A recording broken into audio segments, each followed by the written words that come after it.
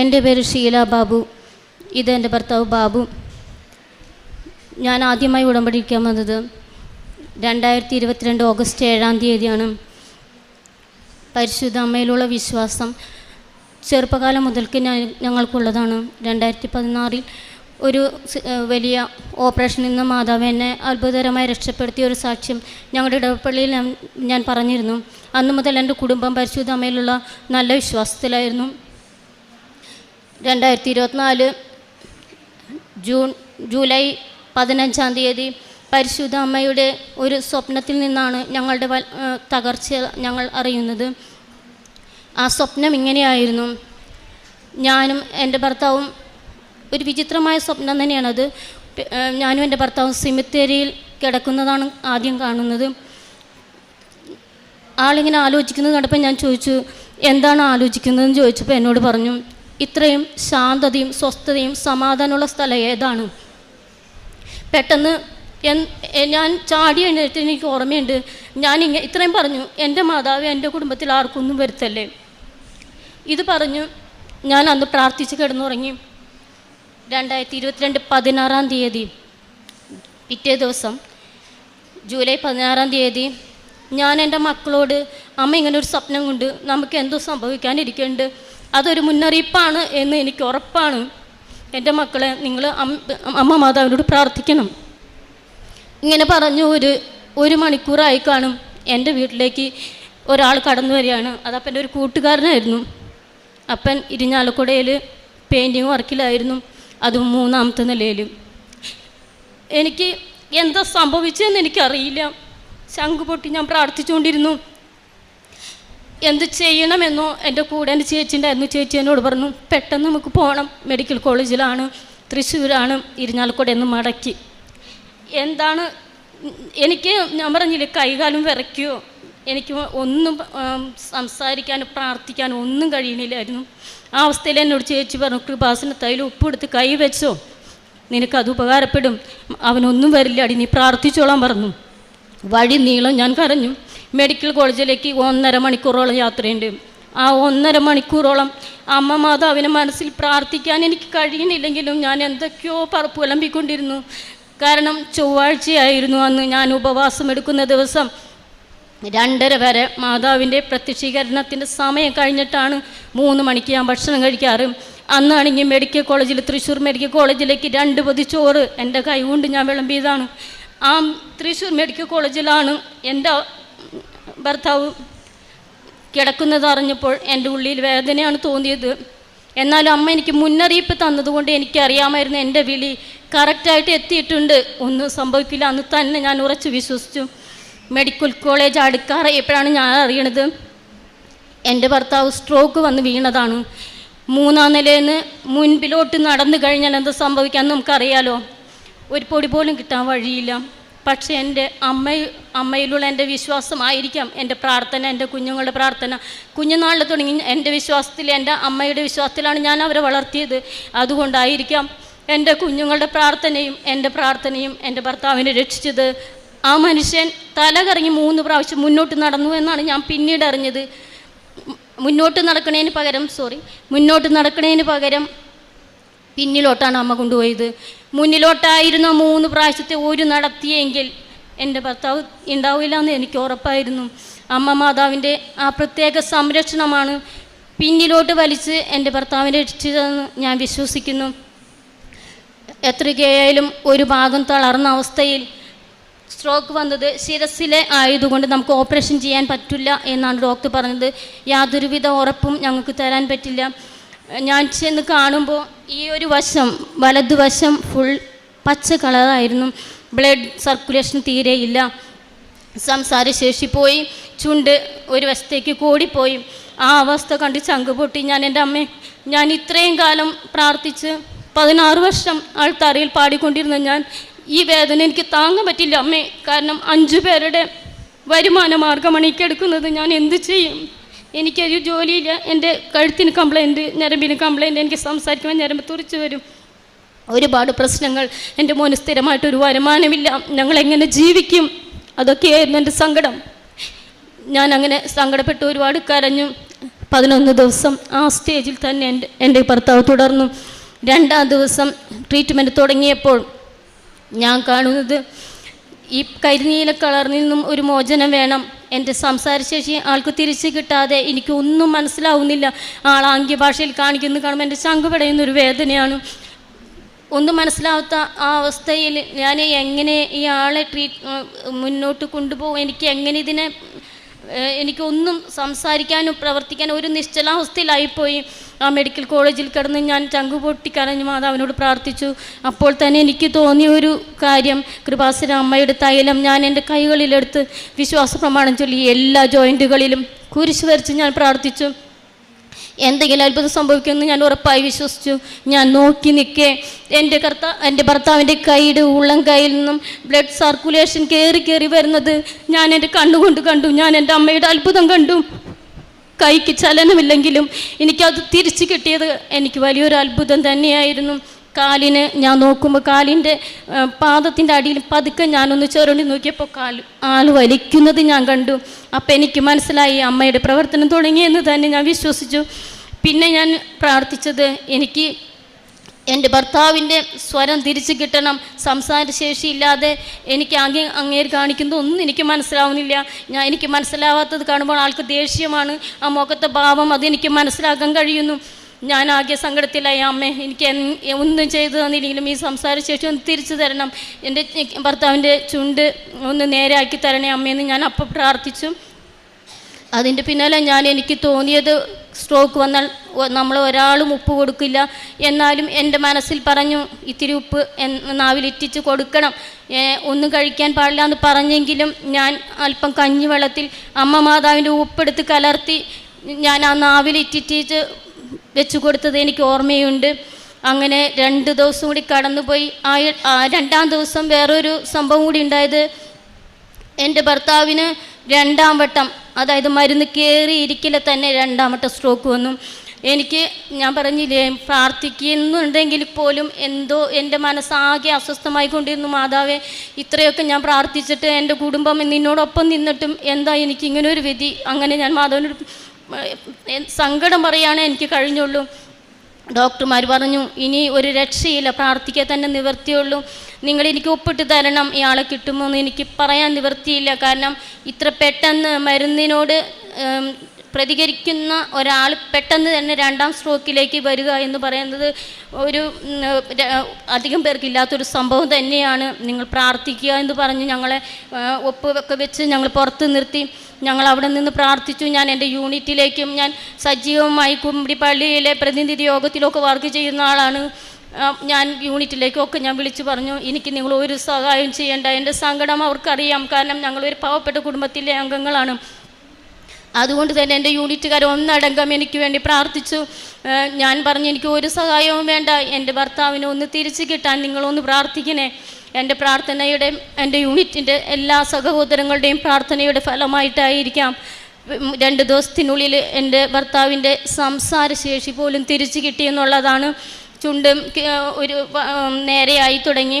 അങ്ങനെ 11 ദിവസം ആ അവസ്ഥയിൽ തുടർന്നു. 11-ാം ദിവസം ഞങ്ങളുടെ അടുത്തുള്ള ചാലക്കുടി താലൂക്ക് ഹോസ്പിറ്റലിലേക്ക് ഞങ്ങളെ കൊണ്ടുവന്നു. കാരണം ഞങ്ങൾക്ക് അതാണ് എളുപ്പം. ആൾക്കാണെങ്കിൽ ഈ മെഡിക്കൽ കോളേജിൽ വയറ്റിൽ നിന്ന് പോകാത്തൊരവസ്ഥ നമുക്കറിയാമല്ലോ. എന്തോരം ജനങ്ങളുടെ ഉള്ളിൽ നമുക്ക് എങ്ങനെ ഈ മനുഷ്യന് ബാത്റൂമിൽ കൊണ്ടുപോകാൻ പറ്റും? ആൾക്കാണെങ്കിൽ കുറേ ചമ്മലും കാര്യങ്ങളൊക്കെ ഉള്ള ആളായതുകൊണ്ട് വയറിങ്ങനെ വീറി വരിക, അതിൻ്റേതായ അസ്വസ്ഥതയും ആൾ ദേഷ്യവും അവിടെ കിടന്ന് ഇന്ന് വരെ ഇല്ലാത്ത ഇത്രയും ചുറുചുറുക്കുള്ള ഒരു മനുഷ്യൻ, ഓടി നടക്കുന്ന മനുഷ്യൻ പെട്ടെന്നൊരു ദിവസം കിടപ്പിലാവുമ്പോഴുള്ള വേദന നമുക്കറിയാലോ.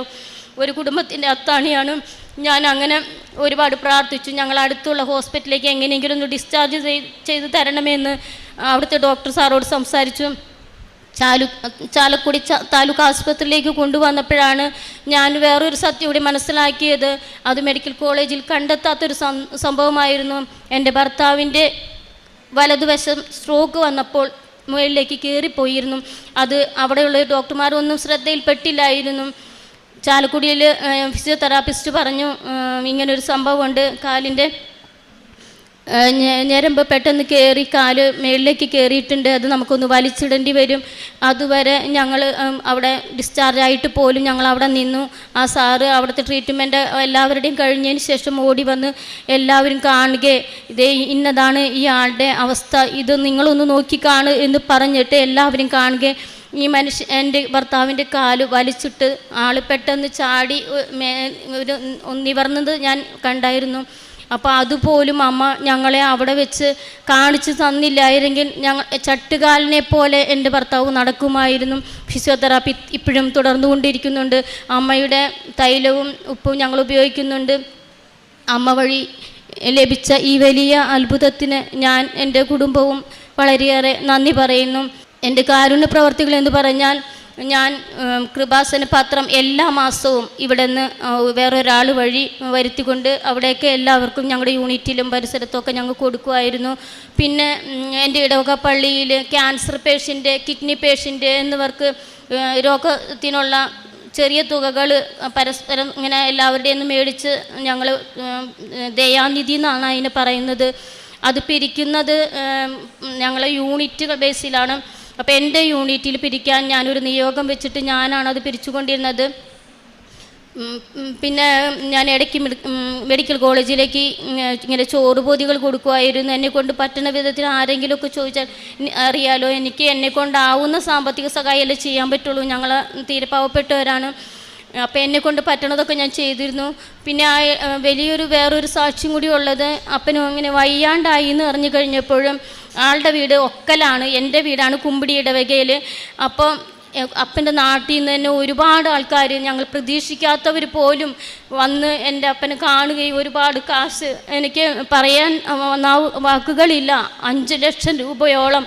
എൻ്റെ വീട് പഴയ അവസ്ഥ എന്ന് പറയുന്നത് ഒരു ബാത്റൂം പോലും നല്ലതില്ല, യൂറോപ്പും ക്ലോസറ്റ് ഇല്ല. ഡോക്ടർ വന്ന് പറഞ്ഞു, പാലിയേറ്റീവ് കെയറിൽ നിന്നൊക്കെ വന്ന് ഞങ്ങളെ ആളെ ട്രീറ്റ്മെൻറ്റ് ചെയ്യാൻ വന്നപ്പോൾ ഇത്രയും മോശമായൊരു അവസ്ഥയിൽ ഈ രോഗി കിടക്കാൻ പാടില്ല, ചുമരൊന്നും തേച്ചിട്ടില്ല, പൊടിയൊക്കെ ശിരസിൽ കയറി കഴിഞ്ഞ് കഴിഞ്ഞാൽ ഇൻഫെക്ഷൻ വരും, ന്യൂമോണിയ ബാധിക്കും, നിങ്ങളത് എങ്ങനെയെങ്കിലും ഒരു റൂമെങ്കിലും തേച്ചെടുക്കണം എന്ന് പറഞ്ഞപ്പോൾ ഞങ്ങളുടെ അപ്പോഴത്തെ അവസ്ഥ അറിയാമല്ലോ. പള്ളിയിൽ അച്ഛൻ ഞങ്ങളുടെ വീടുകളിൽ വന്ന് ഞങ്ങളുടെ ബാത്റൂം കണ്ടപ്പോൾ ആൾക്ക് ഭയങ്കര സങ്കടമായി. ഇടവക പള്ളിയിൽ പറഞ്ഞ് പ്രതിനിധി യോഗത്തിൽ വെച്ച് ഞങ്ങൾക്ക് ആകെ തന്നത് 10,000 രൂപ ബാത്റൂം ശരിയാക്കാൻ. ഞങ്ങൾ അവിടെ നിന്ന് തുടങ്ങിയിട്ട് ഒരു 24 ദിവസം കൊണ്ട് 2 bedroom, hall, sit out, tile വരെ അമ്മ മാതാവ് എനിക്ക് വിരിച്ചു തന്നു. എൻ്റെ ബാത്റൂം മാത്രമല്ല, ഇത് കഴിഞ്ഞ് ഒരു ബെഡ്റൂമും കിച്ചണും അത് വാർത്തിട്ടില്ലായിരുന്നു, ആസ്പെറ്റോസ് വെച്ചതായിരുന്നു. അപ്പം ഞങ്ങൾ വന്ന് കാണുന്നവരൊക്കെ പറഞ്ഞു, ഇത്രയുമൊക്കെ ടൈലിട്ടിട്ട് ഈ ചെളിയല്ലേ നിങ്ങൾ അകത്തേക്ക് കയറ്റുന്നത്, അതുകൊണ്ട് ഇതുകൂടി എങ്ങനെയെങ്കിലും ഒന്ന് ശരിയാക്കണേ. ഞാൻ പറഞ്ഞു, എനിക്ക് ഒരു നിവൃത്തിയിൽ ആൾക്കാരുടെ ട്രീറ്റ്മെൻറ്റ് നടന്നുകൊണ്ടിരിക്കുകയാണ്, ഫിസിയോതെറാപ്പി ചെയ്യണേന് നല്ല കാശാണ്, ഒരു ദിവസം വീട്ടിൽ വന്നതിന് 700 രൂപയാണ്, അപ്പോൾ അതുകൊണ്ട് ഞങ്ങൾക്ക് ഒന്നും ചെയ്യാൻ നിവൃത്തിയില്ല എന്ന് പറഞ്ഞു. അങ്ങനെ എൻ്റെ നാട്ടുകാരും എൻ്റെ അപ്പൻ്റെ നാട്ടുകാരും, എനിക്ക് അമ്മ മാത്രമേ ഉള്ളതുകൊണ്ടാണ് ഞാൻ എൻ്റെ നാട്ടിൽ തുടർന്നുകൊണ്ടിരുന്നത്. 2 നാട്ടുകാരും ഒരുമിച്ച് സഹകരിച്ച് 5 ലക്ഷം രൂപ ഞങ്ങൾക്ക് മനസ്സിൽ പോലും ചിന്തിക്കാൻ പോലും കഴിയാത്ത രീതിയിൽ അമ്മ എന്താ പറയുക മനോഹരമാക്കി തന്നു. ടൈലൊന്ന് സെലക്ട് ചെയ്യാൻ ഞങ്ങളൊന്നും പോയില്ലായിരുന്നു, കാരണം ഞാൻ ബാബുവിനെ കൊണ്ട് 2ാം വട്ടം ചെക്കപ്പിന് പോകുമ്പോഴാണ് ടൈൽ എടുക്കാനായിട്ട് എന്നെ വിളിച്ച് ഒന്ന് സെലക്ട് ചെയ്യാൻ വരുമോ ചേച്ചി എന്ന് പറഞ്ഞു. ഞാൻ പറഞ്ഞു, ഞാൻ എൻ്റെ വീട്ടിൽ നിന്ന് വരാൻ ആരുമില്ല, മോനാണെങ്കിൽ താൽക്കാലിക ജോലി എയർപോർട്ടിൽ കാർഗോയിലായിരുന്നു, അവൻ അതിന് പോയി, നിൻ്റെ ഇഷ്ടം പോലെ നീ സെലക്ട് ചെയ്തോ.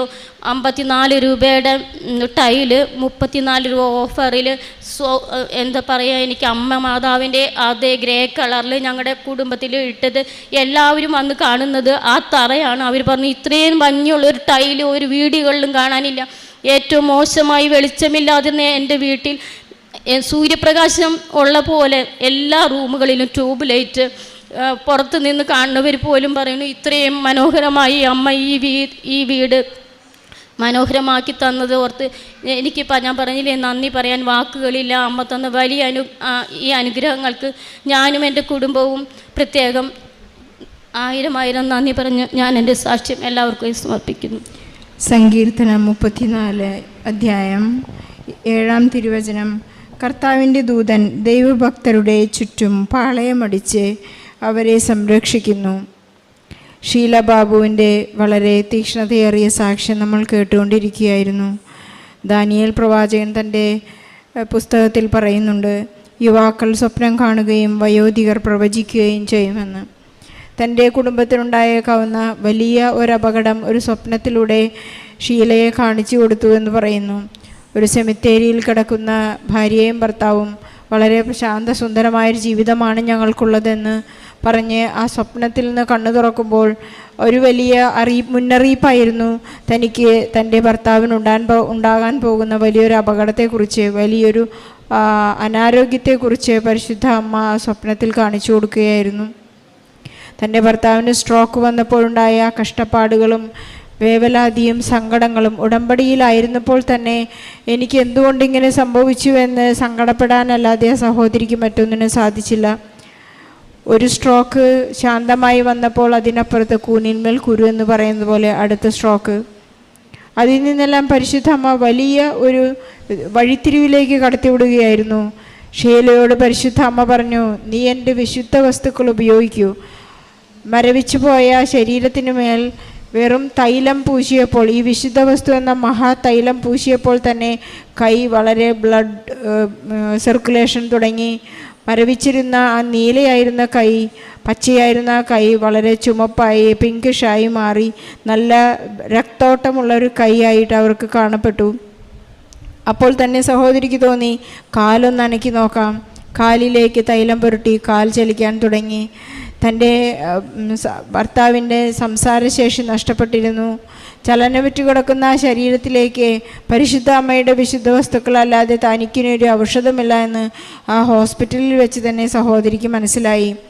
ഔഷധം കൈവിടുന്നിടത്താണ്, വൈദ്യശാസ്ത്രം കൈവിടുമ്പോഴാണ് പരിശുദ്ധ അമ്മ തൻ്റെ തിരുക്കുമാരനോട് പറയുന്നത്, മകനെ ഇവർക്ക് വീഞ്ഞില്ല. എല്ലാ സഹായങ്ങളും എല്ലാ മാധ്യസ്ഥങ്ങളും പരിശുദ്ധ അമ്മ വളരെ പെട്ടെന്ന് ചെയ്തു കൊടുക്കുന്ന ഒരു പ്രക്രിയയിലായിരുന്നു ഈ അത്ഭുതം. തൻ്റെ ഭർത്താവിനെ തിരിച്ചു കിട്ടുമോ? തൻ്റെ കുടുംബത്തിൻ്റെ അവസ്ഥ ഇതാണ്. തന്നെ ഞങ്ങളുടെ കുടുംബത്തെ പരിരക്ഷിക്കാനുള്ള ഒരു വലിയ മാധ്യമം ഇദ്ദേഹമാണ്.